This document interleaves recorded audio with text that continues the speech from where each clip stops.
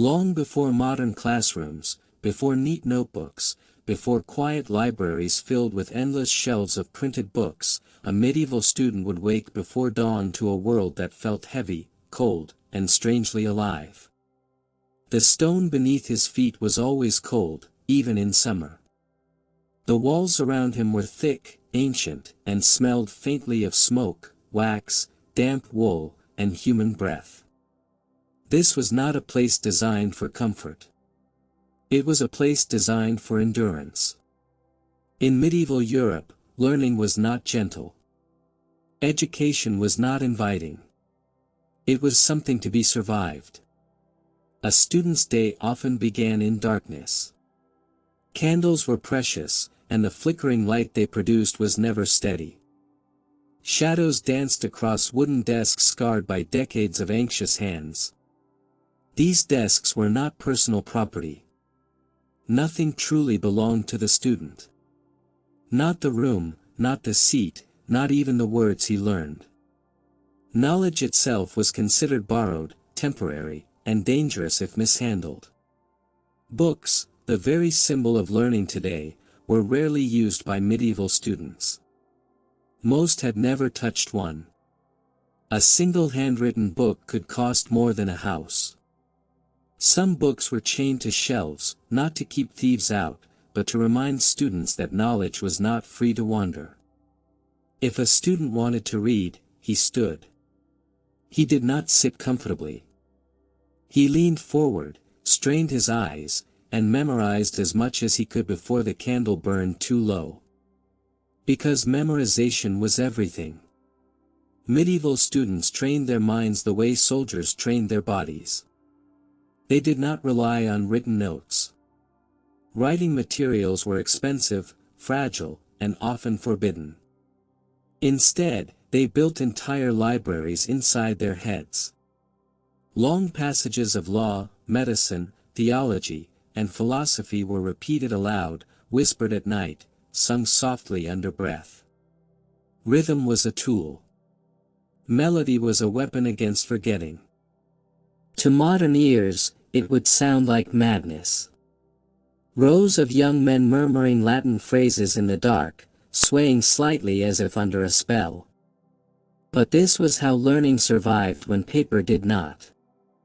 When students did write, they used tools that would seem shocking today. Wax tablets were common. A flat wooden board coated in dark wax, scratched with a metal stylus.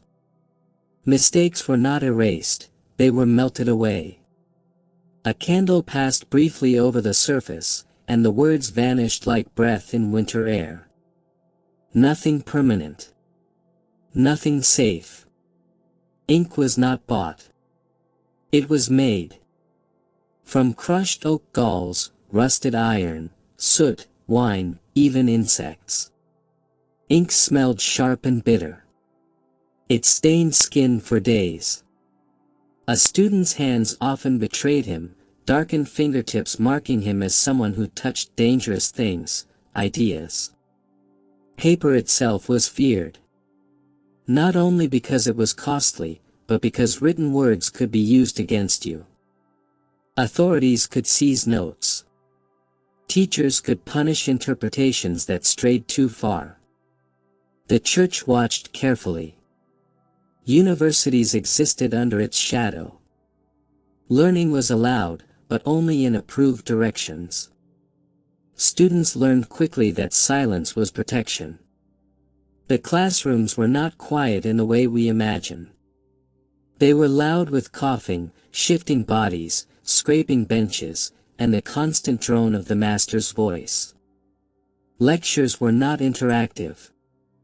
A teacher read aloud from a text he owned, often the only copy in the room. Students copied not with pen, but with memory. To miss a sentence was to lose it forever. There were no questions. Questions implied doubt. Doubt was dangerous. Punishment was common and public. A student who arrived late might be forced to kneel on stone for hours. One who spoke out of turn could be whipped. Sleep deprivation was normal. Hunger was expected. Comfort was believed to weaken the mind. Food, when available, was simple and repetitive. Bread so hard it had to be soaked. Thin porridge. Occasionally salted meat. Students were often poor, even those from noble families. Money was sent sparingly. Learning was not supposed to be pleasant. At night, dormitories were crowded and unheated. Students slept fully clothed, wrapped in thin blankets, bodies pressed together for warmth. Lice were common. Illness spread quickly. Death was not rare. When a student disappeared, lectures continued. Education did not pause for grief. Yet, despite everything, students came. From villages, towns, and distant regions. They walked for weeks to reach universities like Paris, Bologna, or Oxford. They came because learning offered something rare, power without bloodshed. A trained mind could rise where a sword could not. Still, the tools they used were primitive, fragile, and unforgiving. No chalkboards. No pens that flowed easily. No erasers. No second chances. Even light was an obstacle. Candles were rationed. Many students studied by moonlight, faces pale, eyes burning. Reading damaged eyesight. Blindness was a known risk of education. Time itself felt different. Hours were marked by bells, not clocks. Learning followed prayer schedules. Knowledge was shaped by religion at every step. A student learned not only facts, but obedience. To disagree with Aristotle was dangerous. To question scripture was unthinkable. Yet curiosity survived in quiet corners. In whispered conversations. In hidden notes scratched into wax and erased before dawn. In private memory palaces built inside the mind, where forbidden ideas could live safely, unseen. Medieval students did not feel young. Responsibility came early. Fear came earlier. Learning was not a phase of life. It was a trial. And still, they persisted. Because in a world where most people could not read at all, even a little knowledge was a kind of magic.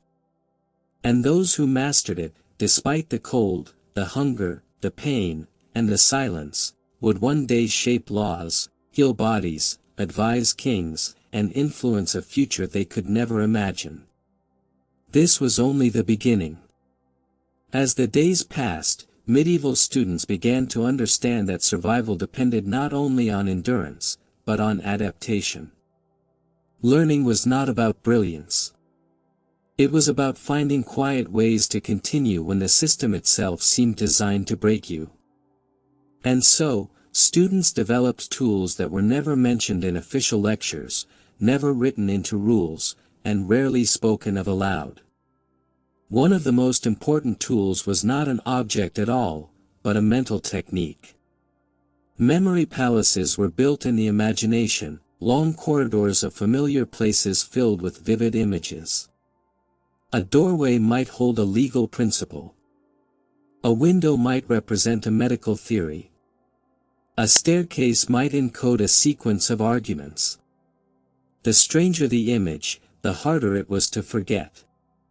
Students train themselves to walk these invisible buildings in their minds, revisiting knowledge in silence while appearing to stare at stone walls. This skill was essential because written notes were unreliable. Wax tablets melted. Parchment tore. Ink faded or betrayed its owner. Memory, once trained, could not be confiscated. But some students still needed physical aids, and they learned to hide them. Small slips of parchment were sewn into clothing. Symbols were scratched beneath benches. Tiny marks were carved into rosary beads, each bead representing a concept. To the church, it looked like prayer. To the student, it was revision. Cheating, as we know it today, did not exist. There were no exams in the modern sense. Knowledge was tested through oral disputation. A student stood before a master and argued a position aloud, often for hours. Hesitation was weakness. Silence was failure. To prepare, students practiced constantly, whispering arguments to themselves while walking, eating, or lying awake at night. Some carried smooth stones in their pockets, each one linked to a topic. Touching a stone would trigger a memorized passage. Others tied knots into cords, counting them with their fingers while reciting. These tools were simple, almost invisible, but they turned the body itself into a storage device. Writing, when allowed, was slow and painful. Quills were made from bird feathers, trimmed carefully with knives. A poorly cut quill would splatter ink or tear parchment. Students often learned quill cutting before writing. Ink froze in winter. It thickened in summer. A single spilled pot could ruin weeks of work. There were no margins for mistakes. Books, when present, were intimidating objects. Heavy, bound in leather, smelling of animal skin and smoke. Some were copied by students themselves as punishment or training. Copying was exhausting. Each letter mattered. Errors could alter meaning, sometimes dangerously. A mistake in a medical text could kill. A mistake in theology could condemn. This awareness created a constant tension. Students learned carefully, cautiously. Boldness was reserved for private thought. Outside the classroom, life offered little relief. Streets were narrow and loud. Disease was common. Fires spread easily. Students were often blamed for unrest. In university towns, fights between students and locals were frequent. Young scholars were loud, poor, and protected by church law, which made them resented. When conflict erupted, learning stopped, but survival continued. Some students carried staffs, not as weapons, but as symbols of status. Others traveled in groups for safety. Even these simple items became tools of education, reminders that knowledge existed within a fragile social order. Medical students faced even darker realities. Human dissection was rare and controversial. When it occurred, it was secretive, rushed, and uncomfortable. Bodies were obtained quietly, often criminals or the unclaimed dead. Students used knives, not for surgery, but for understanding. There were no gloves. No preservation. Smell alone could end a lesson. Yet they watched closely, memorizing structure because there would be no second chance. Light remained a constant enemy. Candle stubs were reused until fingers burned. Some students studied beside hearths, eyes stinging from smoke. Others learned to read by touch, tracing letters carved into wood or stone. Time blurred together. Days of repetition. Nights of murmured Latin. Weeks without warmth. Months without rest. And still, curiosity survived. Students shared forbidden ideas quietly. New interpretations of ancient texts. Questions about the natural world. Doubts that could never be voiced publicly. These thoughts were stored carefully, protected within memory palaces, hidden behind obedience.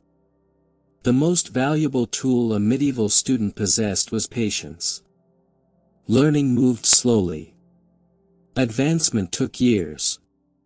Many never finished. Some left broken in body or spirit. Others adapted completely, becoming part of the system that once oppressed them. By the time a student reached mastery, he was no longer young. His posture was bent.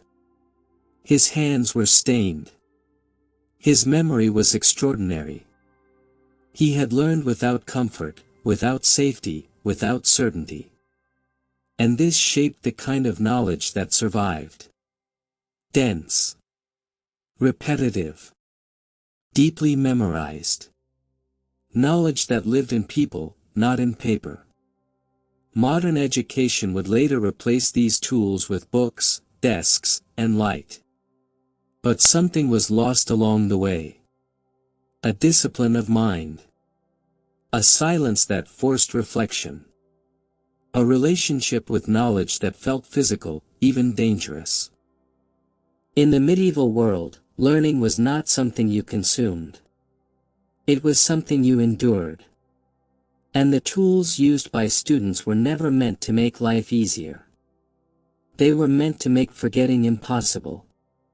Over time, medieval students discovered that the tools of learning were not only objects and techniques, but systems of control.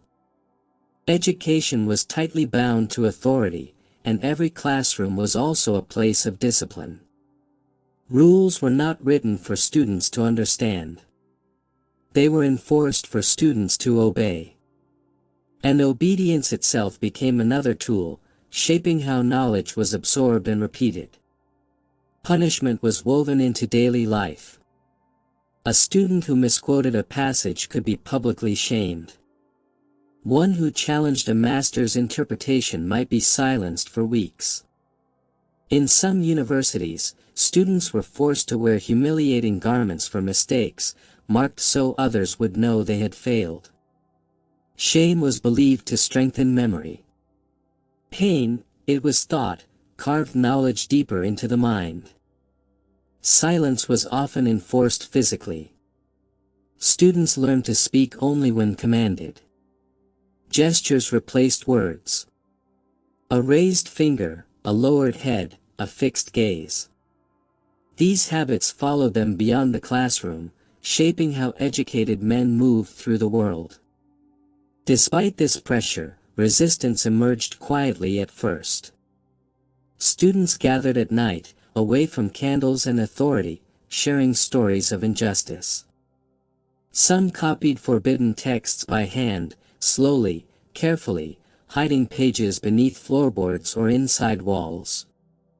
Others practiced arguments they would never voice publicly, rehearsing debates that existed only in imagination. Riots were not uncommon. University towns lived in tension. Students were protected by church law, which placed them beyond local courts. When conflicts with townspeople erupted, it often turned violent. Stones were thrown. Buildings burned. Classes were suspended for weeks or months. During these periods, learning continued informally, passed from student to student, teacher to trusted apprentice. These disruptions shaped education as much as lectures did. Students learned negotiation, loyalty, and collective power. Knowledge was no longer just academic, it was political. Tools adapted to this unrest. Staffs doubled as walking aids and symbols of status. Cloaks concealed hidden notes or tools. Even prayer books were repurposed, margins filled with tiny symbols known only to the writer. These marginal marks were not decorative. They were memory triggers, reminders of lectures long past. Fear of surveillance was constant. Masters reported students. Students reported each other. Universities kept records not only of attendance, but of behavior. A reputation could follow a student for years. One accusation could end a career. Medical and legal students faced special scrutiny. Their knowledge had real-world consequences. A poorly trained lawyer could disrupt order. A careless physician could kill. As a result, training was harsh, repetitive, and unforgiving. Students practiced diagnosis through observation alone. Touch was limited. Experimentation was discouraged. In anatomy lessons, when they occurred, students stood back while a master pointed with a stick. No one took notes. They memorized positions, proportions, and relationships. The body was treated as a text, read once, never again. Mental exhaustion became a constant companion. Sleep was shallow. Dreams were filled with Latin phrases and half-remembered arguments. Many students reported hearing voices, echoes of lectures repeating endlessly. What we might now recognize as stress or trauma was simply considered part of education. Some students broke under the pressure. They left quietly. Others became ill. A few died. Their names faded quickly. Records were sparse. Universities moved on. Those who remained adapted further. They learned to appear obedient while thinking independently. This duality became a defining feature of medieval scholarship. Public conformity, private inquiry. Spoken repetition, silent doubt. Writing, when it occurred, became more coded. Students developed shorthand symbols to compress information. A single mark could represent an entire argument. These symbols were meaningless to outsiders, protecting the writer from accusation. Knowledge became encrypted. Even clothing became a tool. Colors and styles indicated rank. A student could identify allies and rivals instantly. Older students mentored younger ones, passing down survival strategies. How to avoid certain masters. How to memorize faster. How to endure. Despite the hardship, there was pride in endurance. To survive medieval education was to prove something about one's character. Discipline was internalized. Many graduates later enforced the same harsh systems on their own students, believing suffering to be necessary. Yet beneath this cycle, something remarkable occurred.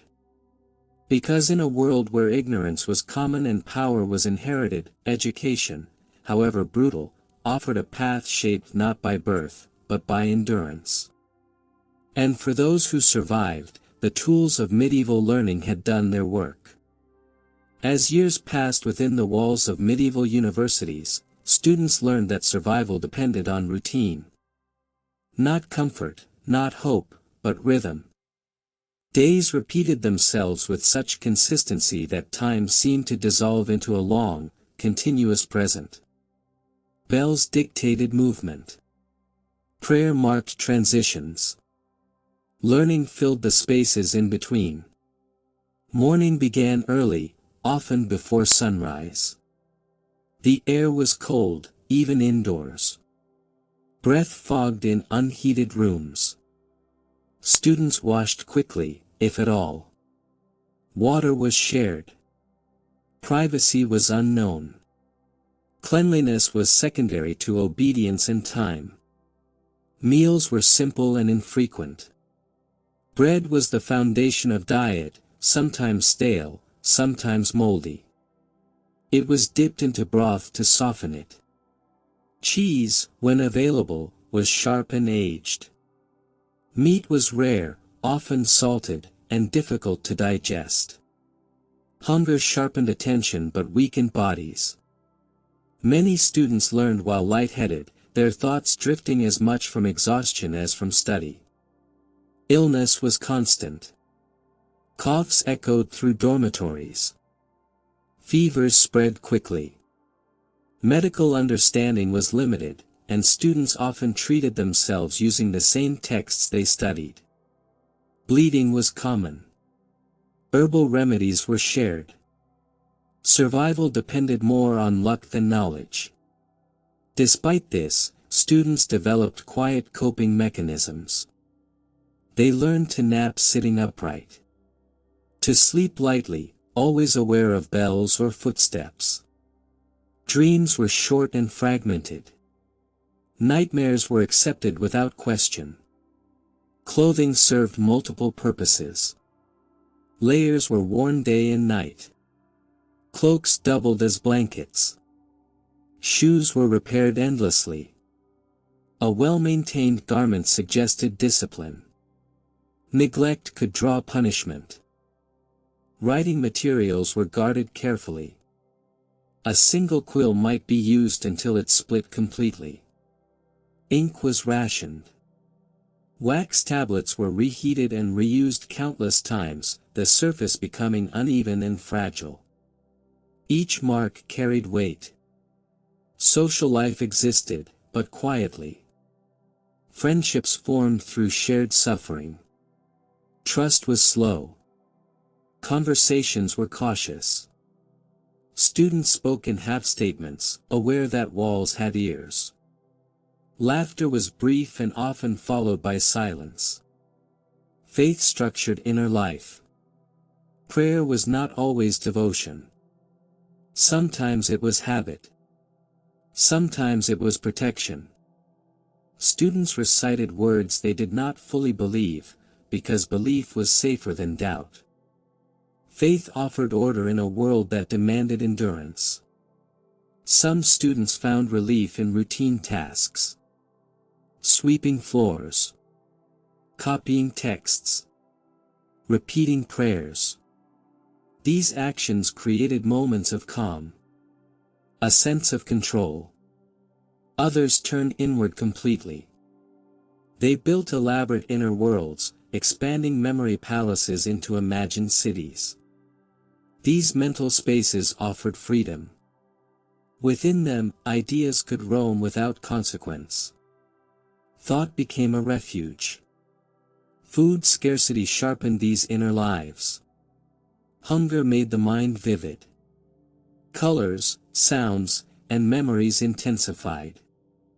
Some students described moments of clarity during fasting. Others hallucinated. Such experiences were rarely discussed. The body aged quickly under these conditions. Students in their 20s often looked much older. Stooped shoulders. Lined faces. Calloused hands. Education left visible marks. Yet there was purpose in this endurance. Learning promised stability. A position. Respect. Escape from manual labor. These promises sustained students through illness and cold. Festivals offered brief relief. Music filled streets. Food was shared. Rules loosened slightly. Students laughed more freely. But these moments passed quickly, and routine returned. Throughout it all, the tools of medieval education remained simple, unforgiving, and effective. Memory. Repetition. Silence. Discipline. Endurance. Students learn not only subjects, but patience.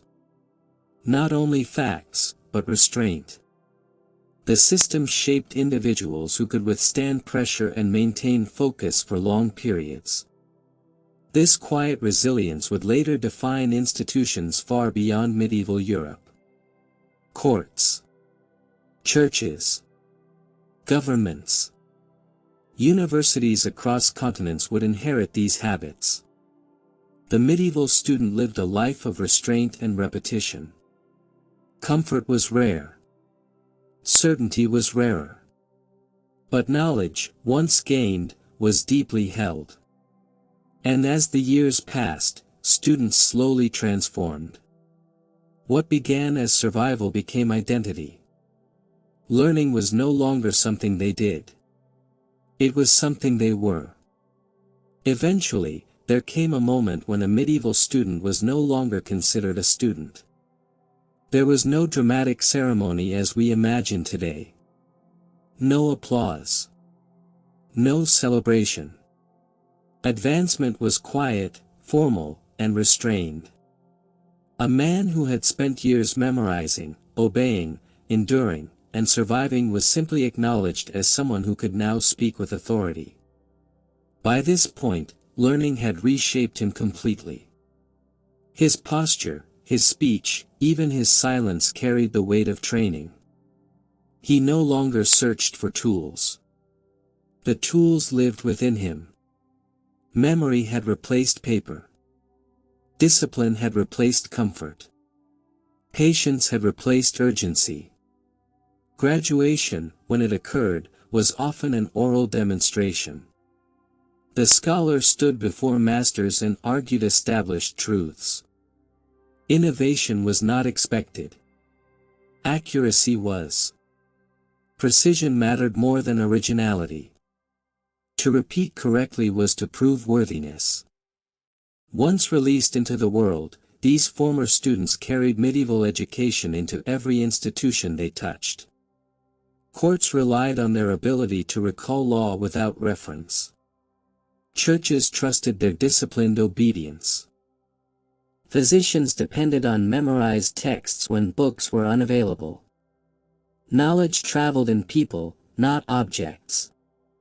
The tools they had used, wax tablets, memory palaces, whispered repetition, coded notes, did not disappear. They evolved. Marginal notes became footnotes. Oral argument became legal debate. Mental discipline became academic tradition. In time, printing would change everything. Books would multiply. Paper would become common. Light would be abundant. Learning would become accessible. But the habits formed in medieval classrooms remained embedded in education. Modern lectures still echo medieval ones. A speaker at the front. Listeners taking notes. Authority flowing in one direction. Even exams reflect oral disputations, testing recall, precision, and structure. What modern students rarely realize is that the discomfort they feel, fatigue, pressure, repetition, is a distant echo of medieval endurance. A softened version of something once brutal. For medieval students, learning was not about curiosity alone. It was about transformation. The system stripped away weakness and replaced it with control. Whether this was beneficial or harmful remains debated. But its impact is undeniable. Those who survived medieval education became architects of systems that would shape nations. Their discipline influenced legal codes, religious doctrine, scientific method, and governance. The foundations of Western education, including in America, were laid by people trained without comfort. The medieval student did not learn because learning was pleasant. He learned because ignorance was dangerous. Knowledge offered stability in an unstable world. As centuries passed, the tools of learning grew gentler. But something remained. The expectation of endurance.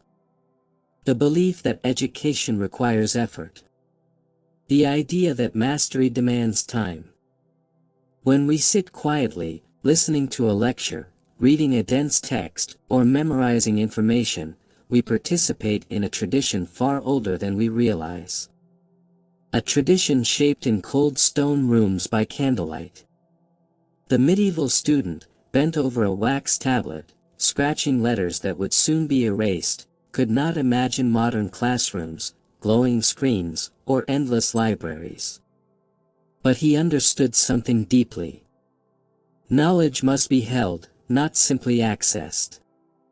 And so, long after the candles burned out, after the stone walls crumbled, after the names were forgotten, the tools of medieval students continued their quiet work, shaping minds across centuries. Slowly. Patiently. Enduring. And in that endurance, education survived.